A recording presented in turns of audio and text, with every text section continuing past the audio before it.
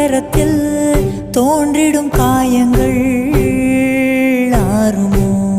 அன்பையும் பண்பையும் அறிந்திடும் ஒரு மனம் வெறுப்பிலும் சினத்திலும் வாழுமோ?